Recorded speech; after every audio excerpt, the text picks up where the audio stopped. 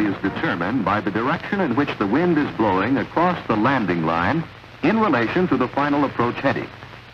This is a right crosswind, and this is a left crosswind, regardless of the position of your plane in the approach pattern.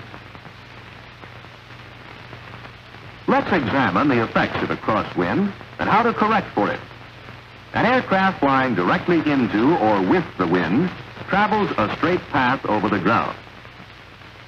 In a crosswind, the plane while moving forward is pushed away from this path in the direction of the wind.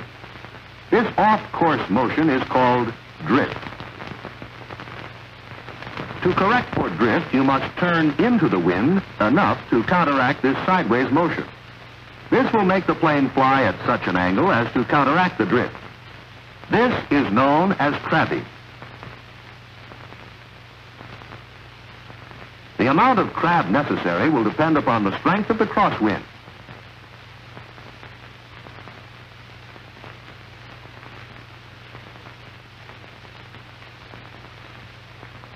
In crosswind approaches and landings, the standard field entry procedure is used, and the pattern is identical to that of a 180-degree power approach to a touch-and-go landing. If it is a right crosswind blowing you away from the landing line, the bank of your approach turn is fairly shallow, and your power reduction is more gradual. If it is a left crosswind blowing you toward the landing line, your power reduction is more rapid, and your approach turn more steeply banked to avoid being drifted past the landing line. Also remember that on the downwind leg, to avoid drift that forces you away from the landing line in a right crosswind and toward the landing line in a left crosswind, you must set up a crab by making a balanced turn into the wind and leveling your wings when you have achieved the desired track paralleling the landing line.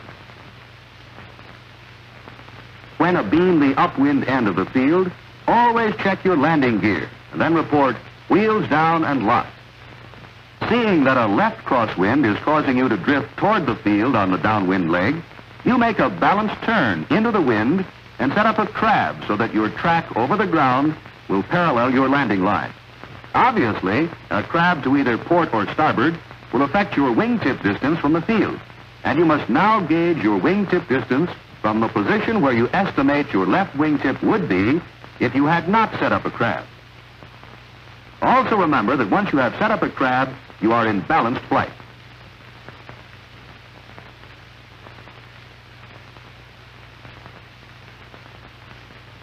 As you make your approach turn, you reduce your power and adjust your bank according to the direction and velocity of the wind. In a strong left crosswind, such as this that is blowing you toward the landing line, your power reduction is faster.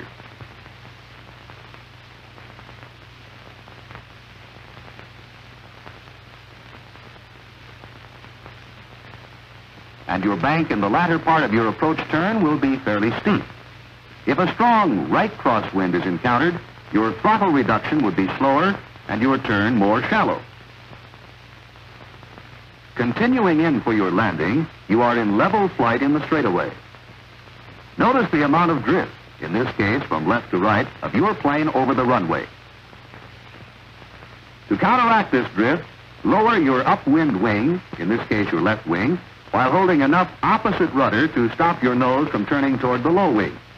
Maintain this wing down correction and slowly bring your nose up for a full stall landing. As the landing occurs, your wings will automatically come to a level position. During your landing runout, keep the stick full back and into the wind, keeping your tail down and achieving maximum efficiency from the locked tail wheel. Be particularly alert to notice any tendency of the nose to swerve and immediately make the necessary correction.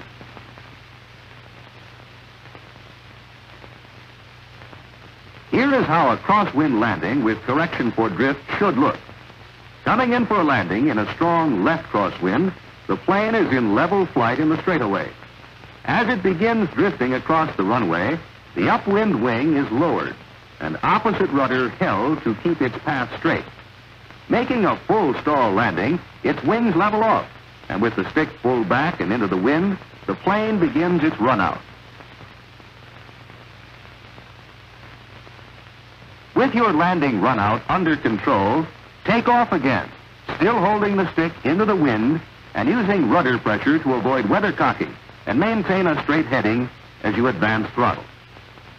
As your takeoff speed increases, you gradually ease off pressure on left rudder, still keeping the stick into the wind and maintaining a wing-level straight path down the runway.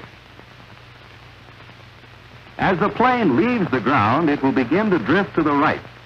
To compensate for this drift, set up a crab by making a gentle, balanced turn into the wind, thus maintaining a straight path over the ground.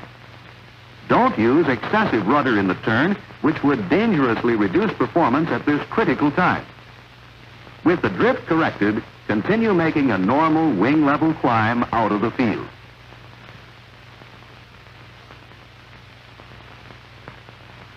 To review, if it is a right crosswind blowing you away from the landing line, the bank of your approach turn is fairly shallow and your power reduction is more gradual.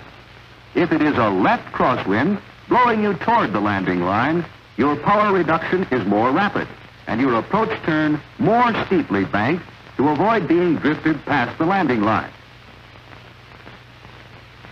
To follow a straight path over the ground in a crosswind condition, set up a crab by making a balanced turn into the wind, then leveling your wings when you have achieved your desired track. In landing, to counteract your drift across the runway, lower your upwind wing while holding enough opposite rudder to stop your nose from turning toward the low wing. Keep your stick full back and into the wind during your landing rollout.